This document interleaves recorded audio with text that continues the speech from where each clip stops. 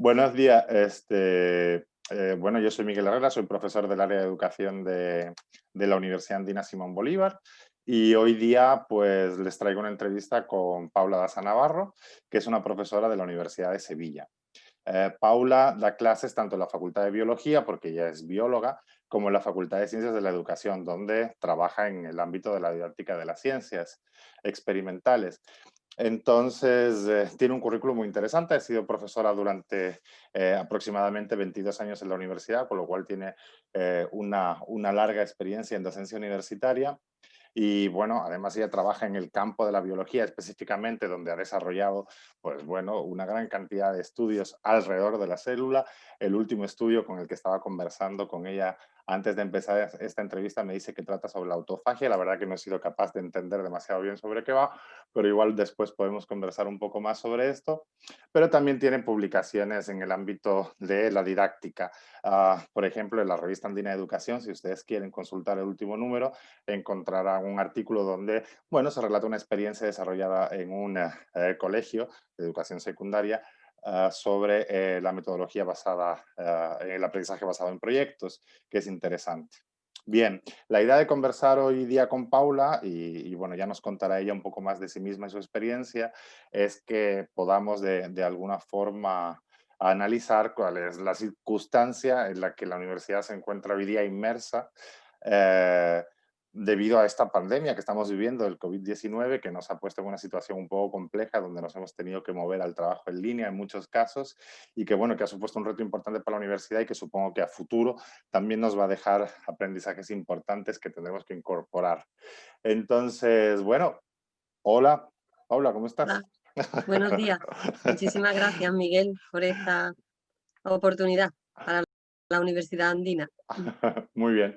Pues entonces lo que queremos es empezar a conversar esto, ¿no? Porque, bueno, ¿cuáles crees tú que han sido los principales retos que han tenido que, bueno, estamos obviamente hablando a lo mejor desde la perspectiva del docente en este primer punto, porque ambos somos docentes, pero también de los estudiantes, ¿no? Poniéndonos en la piel de ellos, los Mm. principales retos que hemos tenido Ha en este sido periodo. realmente difícil porque, bueno, a día de hoy estamos un poco más acostumbrados y hemos aprendido, pero cuando de repente llegó el cierre, el día 13 de marzo, fue terrible porque tanto estudiantes como profesores, a pesar de que tenemos una plataforma de enseñanza virtual que llevamos utilizando muchos años, básicamente en ella lo que depositábamos eran las presentaciones de los temas que damos en clase, alguna actividad, a veces cuestiones en los foros de debate, pero ya está. Lo que era impartir clases a través de la plataforma no teníamos ni idea de cómo se hacía y estaba ahí la herramienta.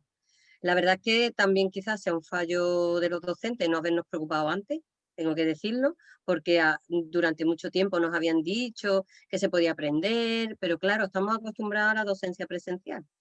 Y ahí pues cometimos el error de no tener esa herramienta bien establecida. Y los estudiantes por su parte pues tampoco tenían todos acceso a internet, aunque hoy en día casi todo el mundo lo tiene.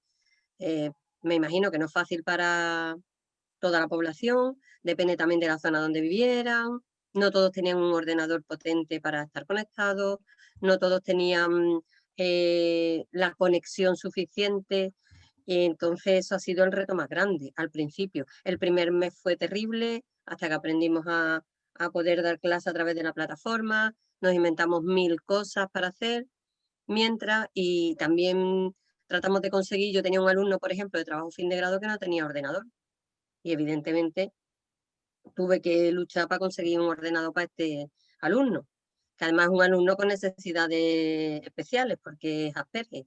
Entonces, me imagino que también muchos de ellos han tenido ese problema que se ha solventado con préstamos en la universidad, ¿eh? Ahora, por ejemplo, para los docentes, yo no me he enterado de nada de préstamos, yo me tuve que comprar el ordenador que estoy usando actualmente porque el mío no admitía la plataforma, por ejemplo.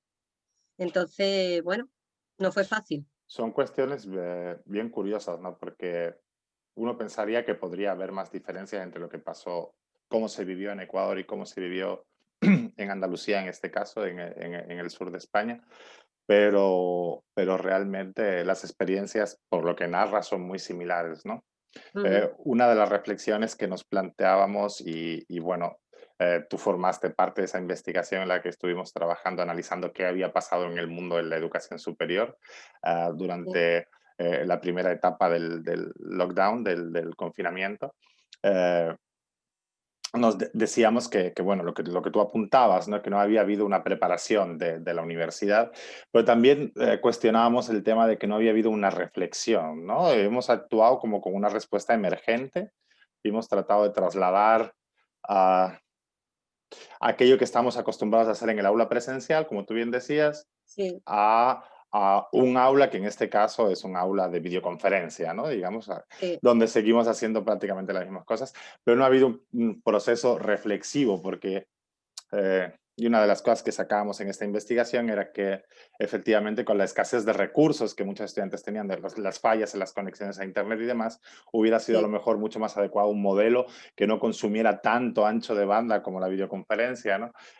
Sino un modelo que estuviera más respaldado por el texto, ¿no? Más apoyado en la textualidad que requiere, pues, consume mucho menos recursos, ¿no? Digamos, ¿no?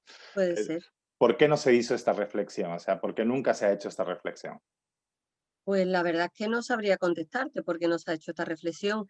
Yo he probado, en parte lo probé durante el periodo de confinamiento y ahora, actualmente en biología, estoy probando también hacer un poco la clase de otra manera, ¿no? Porque claro, limitarte a hablar a una pantalla me parece absurdo.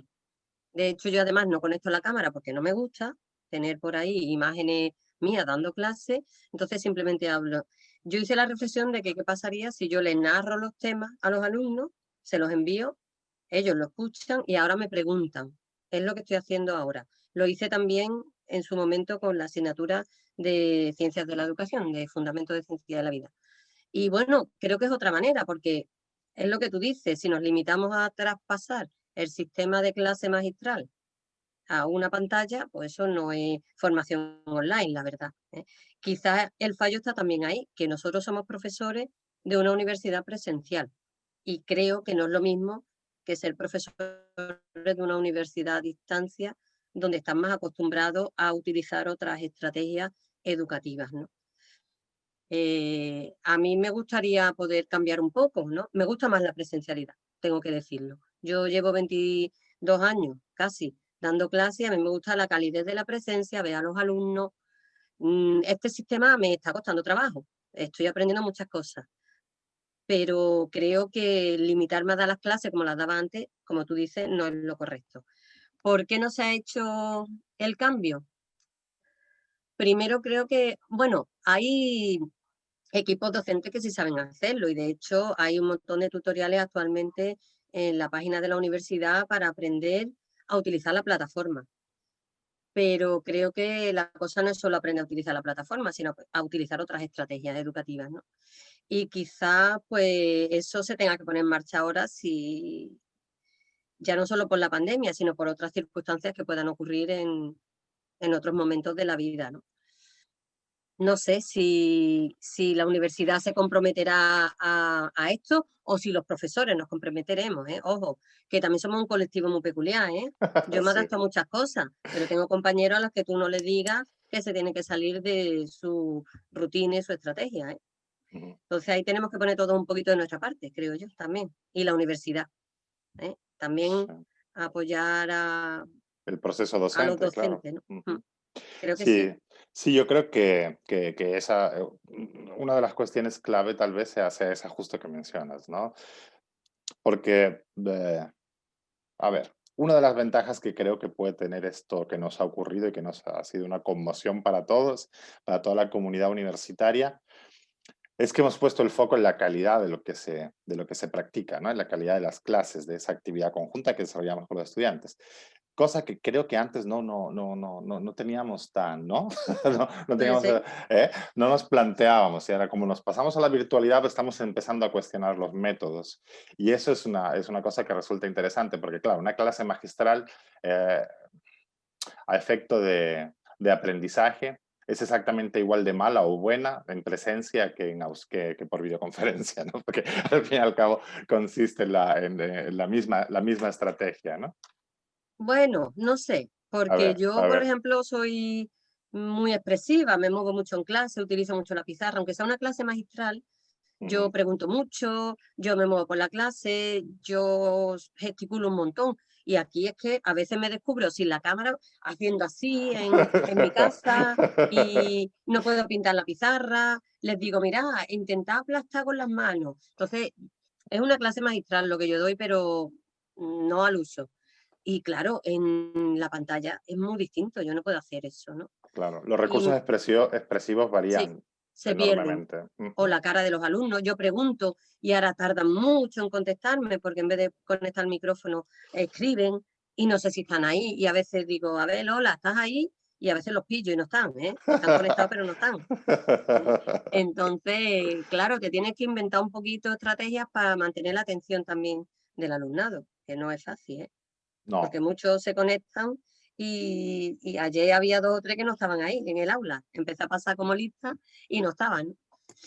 Entonces, vamos a ver, ahora a ver si así, diciéndole, venga, preguntadme cosas a ustedes a mí y yo respondo, a ver si así los estimulo un poco más, bueno, porque también es un rollo estar delante de una pantalla 4 horas seguidas si tienen 4 asignaturas, ¿eh? bueno, ese es un modelo de aula invertida bueno, flipped classroom, que llamamos que se dice en Sí, inglés, ¿no? Y que bueno, que provee los materiales y para después hacer algún tipo de desarrollo diferente. En este caso tú hablas de que sean ellos los que te pregunten, ¿no? sí, sí.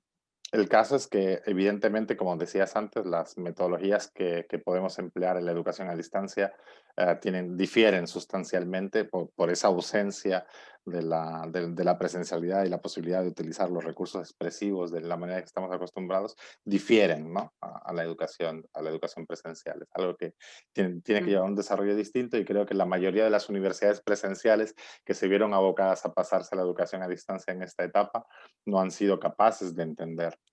Ah, yo quisiera que me contaras qué tipo de aprendizajes crees tú que te llevas. Vamos a suponer que esa vacuna que Pfizer dice que ya mismo nos va a Sí. inyectar, veamos, resulta que ya la tenemos y de repente ya estamos así y volvemos a clases, cosa que muchos estamos anhelando. Ujú. ¿Cómo, qué pasa? ¿Qué nos deja esta experiencia? Hombre, yo creo que esta experiencia hay que verle el lado positivo, ¿eh? Quiero verle el lado positivo. Mm, Nos ha ayudado a eso, a aprender otras estrategias. Puede ocurrir que, yo qué sé, que de nuevo pase lo mismo, ¿no? Espero que no. Pues ya hemos aprendido a utilizar otra manera de dar clase o de llegar al alumnado. Puede ocurrir también que lo lleves en paralelo, que para ciertas actividades, pues lo plantees alternativo a no solo ir al aula y contar las clases. Puede ocurrir que tengas alumnos en circunstancias particulares. A mí esto me ha abierto un poco los ojos con alumnos, por ejemplo, que tengan que estar hospitalizados o que tengan que estar un tiempo en casa por una patología. Creo que puede ser una alternativa buena también, ¿no? Y nunca lo había pensado antes, la verdad. ¿Eh? En las aulas especiales de los hospitales, la cosa no es lo mismo que si funciona con tu profesor de verdad. Entonces, podría ser una buena metodología, ¿no? Ya no solo da una clase magistral, sino el contacto, en este caso sí que pondría la pantalla, con un alumno específico. Los trabajos fin de grado, los trabajos fin de máster, se pueden tutorizar a lo mejor así. ¿Eh?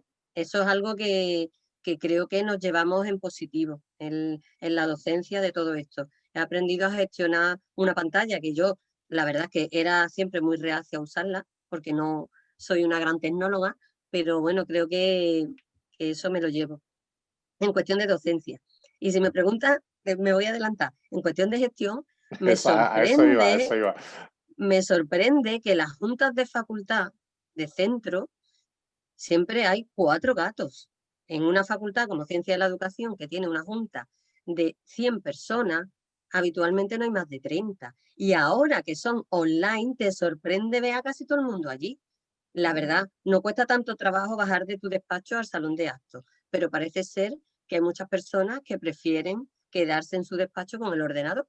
Y me ha ujú. sorprendido que en las reuniones, a la hora de la gestión, cualquier tipo, departamento, junta, claustro, haya tantísima gente conectada a estos Mm, eventos a través de una pantalla. eso Yo siempre he es, pensado que si perteneces a un centro tienes que estar allí para todo, ¿no? Pero parece que la gente no quiere bajar al salón de actos y ahora sí se conecta. Eso me ha sorprendido. Y cómo se han agilitado algunos procesos administrativos con firma digital y Sí, y eso otras es formas verdad. de hacer Sí, que antes demoraba muchísimo y tenías que irte a la ventanilla ahí como medio a rogar, ¿verdad? Y hoy día mm, se hacen más rápido. Sí, esos son efectos rebote que son curiosos, ¿no? sí, Que están muy bien. mm, Sí, yo estoy de acuerdo contigo. O sea, yo creo que este tema de la idea del aula expandida o no, de ese aula como recurso para la educación especial, es muy interesante. Los estudiantes que tienen necesidades especiales asociadas a un trastorno o déficit de cualquier tipo, agradecen mucho la inserción de las tecnologías y espacios virtuales porque pueden marcar sus propios ritmos de aprendizaje ahí dentro. Pero si ampliamos este concepto al conjunto de los estudiantes, resulta que todos tenemos alguna necesidad especial, ¿verdad? sí. Estudiantes y profes. Y entonces esos espacios donde el tiempo lo gestionamos de manera más autónoma, pues siempre son de agradecer, ¿no? Entonces, bueno, estas son cositas que sí que nos pueden quedar acá. Como punto específico en tu caso, porque tú eres una científica, además una científica que ha trabajado mucho con el tema de la didáctica de las ciencias desde una perspectiva, podemos decir, feminista también, tratando de Sí, dinamizar o de gestionar o de potenciar o de favorecer que las mujeres aprendan ciencia. Y claro, las asignaturas que tú trabajas, sobre todo en biología, pero también en ciencias de la educación, tienen un componente práctico muy relevante, en algunos casos que se desarrolla el laboratorio directamente, ¿no? Entonces, ¿cómo has visto limitada la actividad del laboratorio en este periodo y qué alternativas has podido encontrar? ¿Es posible o realmente la educación virtual y a distancia tiene una limitación clara aquí que no se puede solventar? yo aquí sí que le veo una limitación clara, ¿eh?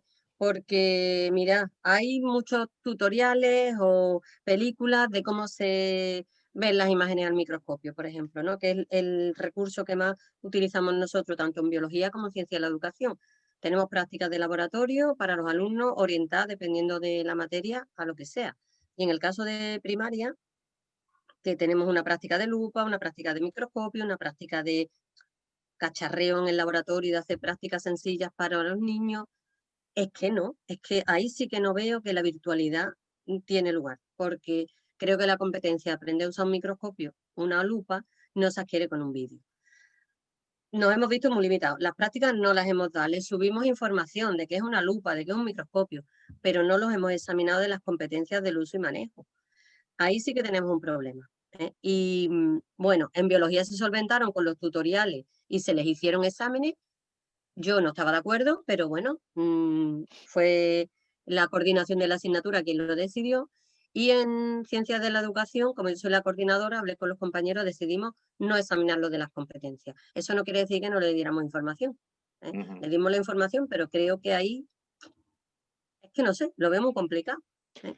Y bueno, los futuros maestros no van a ser anatomopatólogos, evidentemente, y el uso de un microscopio puede ser algo, vale, que no es realmente necesario, ¿no?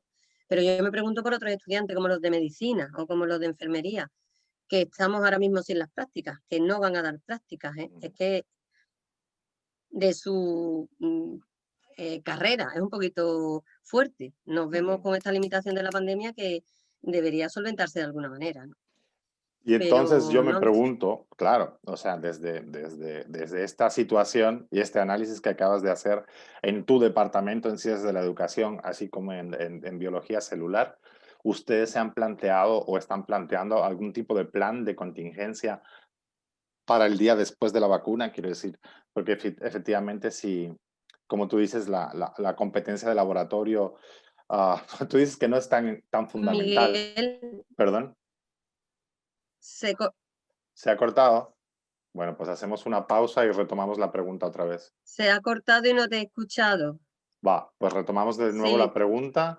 Comenzamos desde el inicio, ¿te parece? estás ahora mismo, ahora, que se había congelado todo. Ya. ¿Ahora Sí, mejor? ¿Sí? sí, sí, Ya, pues comenzamos de nuevo la sí, ahora pregunta. mejor.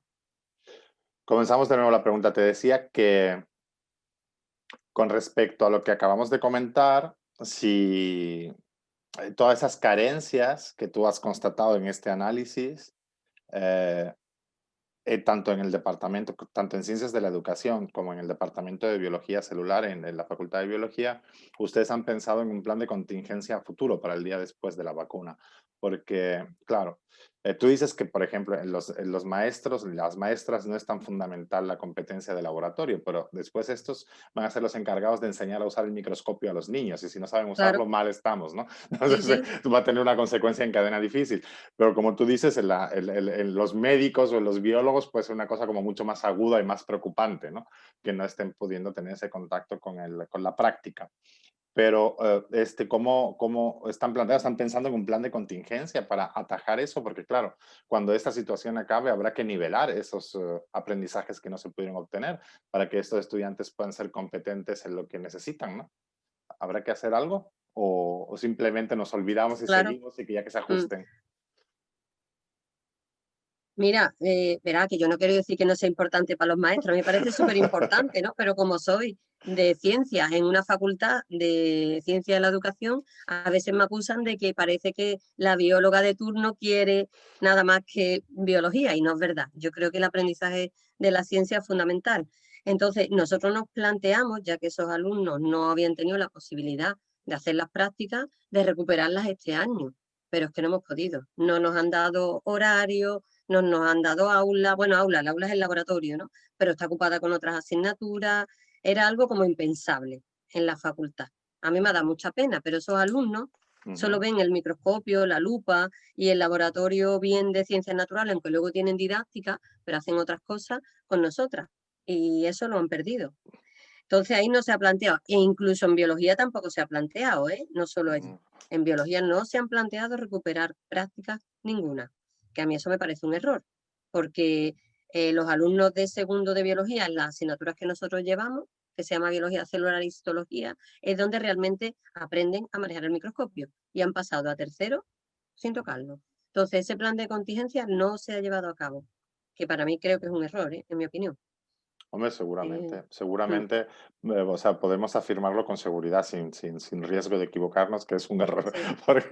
porque, bueno, hay unas competencias no adquiridas que pasarán factura posteriormente en la titulación, ¿no?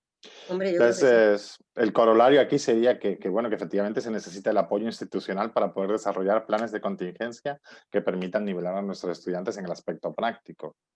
Hombre, yo creo que sí. Y otro aspecto, ya no solo las prácticas de laboratorio, si nos referimos a ciencia de la educación, los alumnos que se han ido de la carrera sin haber pisado un colegio, Ujú, sin haber hecho una práctica de verdad, eso ha sido muy duro este año, porque ujú, me constan también que a pesar de que les dijeron, primero les dijeron que no se pusieran en contacto con los tutores de los colegios, después que sí, después no todos los tutores de los colegios se han puesto en contacto con los alumnos. Yo no sé qué práctica han realizado esos estudiantes que se han ido de la carrera, como mi alumno de TFG, sin pisar un colegio.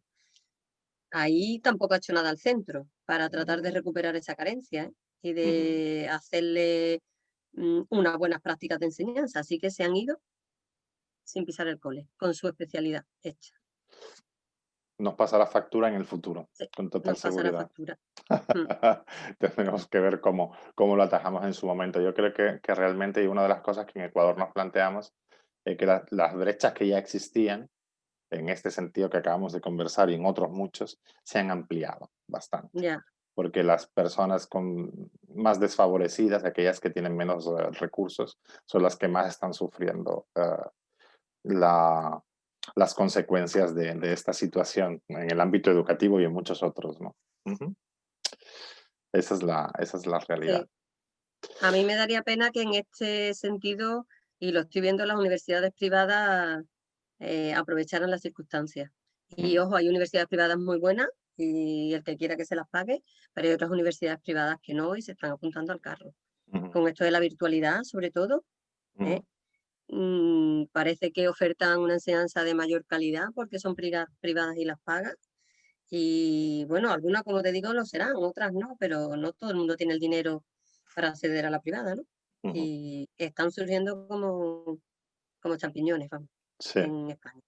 sí. Mm, Sí, yo creo que es un fenómeno que podemos apreciar también a nivel global, ¿no? Y sí, por supuesto en Ecuador, también donde en Ecuador. sí, y los entes reguladores tendrían que tener algo que Sí, decir. Y no solo el nacimiento de nuevas universidades, sino el nacimiento de nuevos programas al amparo de la emergencia que igual tienen que ser revisados. Yo creo que todos tenemos que revisar nuestra práctica. Bueno, no te quiero quitar más tiempo, Paula, y te agradezco mucho por este rato que hemos podido compartir conversando sobre la experiencia que se ha tenido en España, que como te decía, creo que hay muchas similitudes con la nuestra en Ecuador. Y bueno, esperemos que podamos conversar una vez que pase esta pandemia y podamos ver, bueno, A aquello ver que si nos puede dejó ser. de positivo y podamos mirar el futuro de manera más positiva, cosa que ahora parece un poco más Sí, compleja. sí, y si nos podemos ver en Ecuador, mejor, que no lo Mejor, conozco. mejor, pues ahí te vamos a Sí, invitar a que des clase en uno de nuestros programas. pues mira, no me importaría. Muy bien, pues ahí queda la invitación. Muchas gracias, Paula, un placer. Gracias a ti, Miguel. Hasta Un luego. beso. Adiós.